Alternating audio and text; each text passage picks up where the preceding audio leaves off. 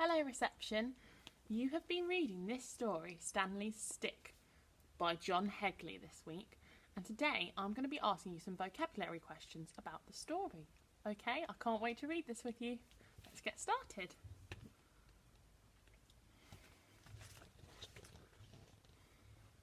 Stanley stands on Stockport Station with his stick. Stanley always carries his stick with him. Look, there he is. Do you think Stanley is feeling eager or excited to get on the train?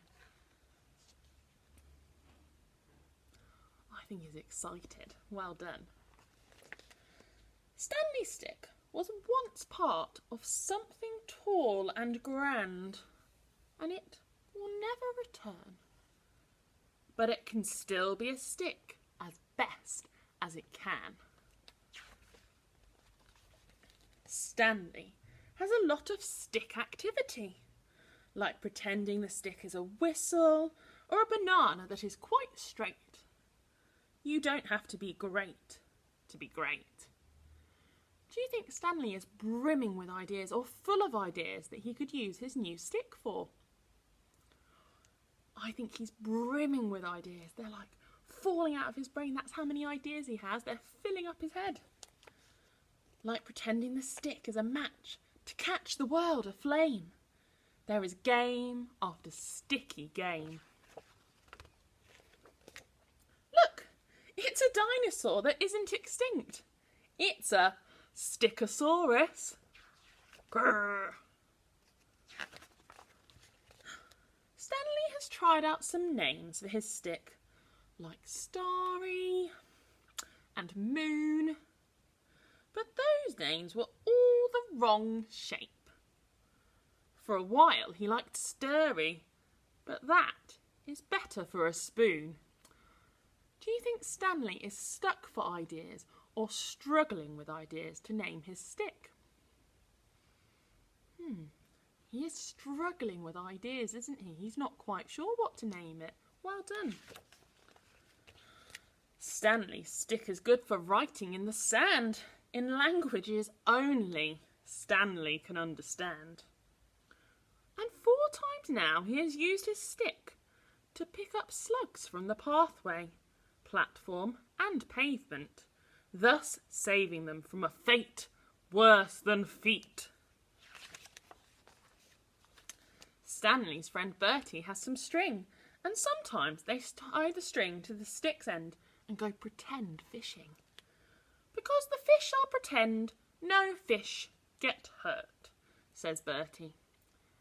Do you think the boys are kind or caring to animals? Stanley has saved the slugs on this page, and they haven't actually fished for real fish on this page, have they? They are very caring towards animals. How lovely. So here is Stanley, standing on the station, taking his stick for a short stay at the side of the sea with his mum and dad. The train pulls in. Down at the sea, Stanley goes down to the side of the tide. His folks take stock of Stanley standing in the sand, stick in hand. What is he doing? Do you think Stanley is thinking or wondering what to do with his stick? He's definitely having a really good think about it, isn't he? And wondering is a great word for thinking. Maybe he's even pondering. Maybe the boy thinks it is time for the stick to be taken for someone else to enjoy. Stanley hurls his stick into the wide tide. Gosh! What a tiny splosh for something that has been so big in Stanley's days. The sea picks up the stick and tucks it into itself. Stanley is stickless. The next morning, back at their spot on the beach, the tide is out. Stanley treads towards the spreading sea. Boats ride sea back out on the distance. Stanley decides to look for interesting sticks, for other sticks which have been carried twiggy back upon the turning tide. Soon he stumbles upon a stick alone upon the shore. It is quite different from the stick he had before. It is wonky.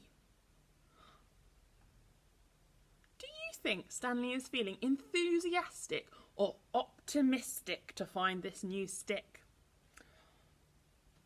I think he's feeling optimistic. I think he probably felt a little bit sad without his stick when he was stickless.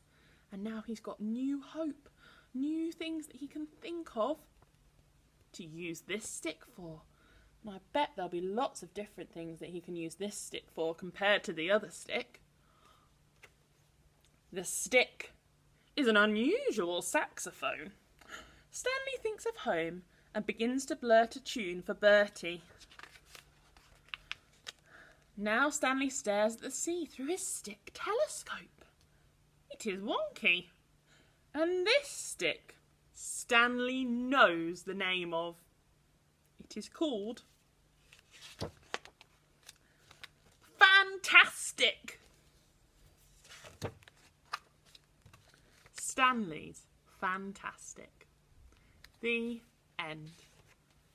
I hope you enjoyed that as much as I did. What a fantastic story it is. And it really got me thinking about words that I could use to describe Stanley and how he's feeling during the story. See you another time. Bye.